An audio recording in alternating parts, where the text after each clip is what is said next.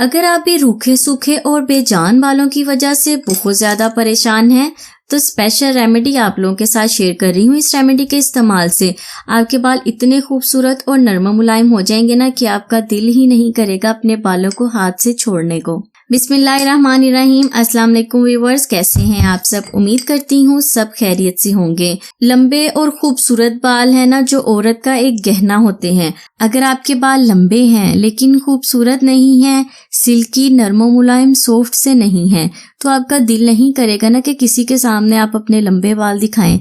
तो इसीलिए आज जो रेमेडी आप लोगों के साथ शेयर कर रही हूँ ना, इस रेमेडी के इस्तेमाल से आपका दिल ही नहीं करेगा कि आप अपने बालों को बांधें।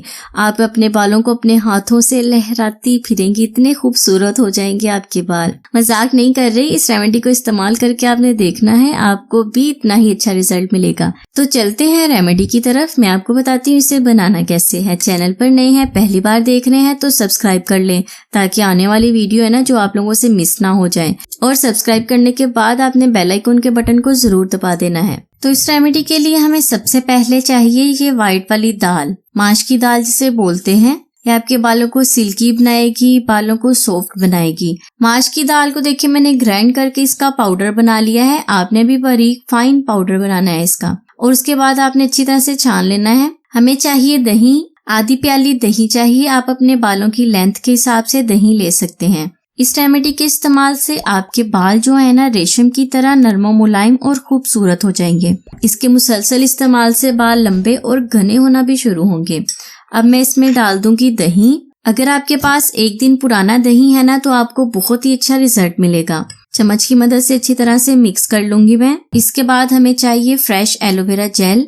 ये बात तो हम सभी जानते हैं कि जो एलोवेरा है ये आपके बालों के लिए कितनी फायदेमंद है, और दही भी। आपके रूखे सूखे जो बेजान झाड़ू जैसे बाल है ना वो रेशम की तरह सिल्की और मुलायम हो जाएंगे। एलोवेरा का इतना सा पीस मैंने इसमें डाल दिया है। तकरीबन 3 चम्मच मैंने इसमें डाल दी है एलोवेरा जेल। अगर आपके बाल लंबे भी हैं, उड़े उड़े से, रूखे रूखे से, बेजान से है ना, तो उन खूबसूरत लंबे बालों का क्या करना जो सिल्की स्मूथ और शाइनी ही ना हो। बाल खूबसूरत तभी नजर आएंगे जब वो सिल्की और प्यारे से होंगे, नरम मुलायम से, रेशम की तरह। इसीलिए आज आप लोगों के साथ ये रेमेडी शेयर कर रही हूँ, क्योंकि मुझे भी ऐसे लग रहा था काफी दिन हो गए हैं बालों पे कोई ट्रीटमेंट नहीं किया था। तो मैं अपने बालों के लिए पेस्ट बना रही थी, इसीलिए मैंने सोचा आप लोगों के साथ भी शेयर करूं। 10-15 दिन बाद मैं इसे लगा लेती हूँ। आपको भी इस रेमेडी को 10 दिन बाद ही लगाना है। महीने में 3 दफा इस रेमेडी को लगा लें। आप पार्लर में महंगे महंगे ट्रीटमेंट जो करवाती है ना उनसे अच्छा रिजल्ट मिलेगा आपके बालों को। इस पेस्ट को अब आपने 1 घंटा अपने बालों में ऐसे ही लगा रहने देना है। अगर आपको ये थोड़ी थिक सी लग रही है ना तो आप चाहें तो इसमें थोड़ा सा दूध ऐड कर लें, लेकिन ये ऐसे भी आपके बालों में अच्छी तरह से एडजस्ट हो जाएगी। अगर ज्यादा पतली होगी तो वो बालों से नीचे गिरेगी।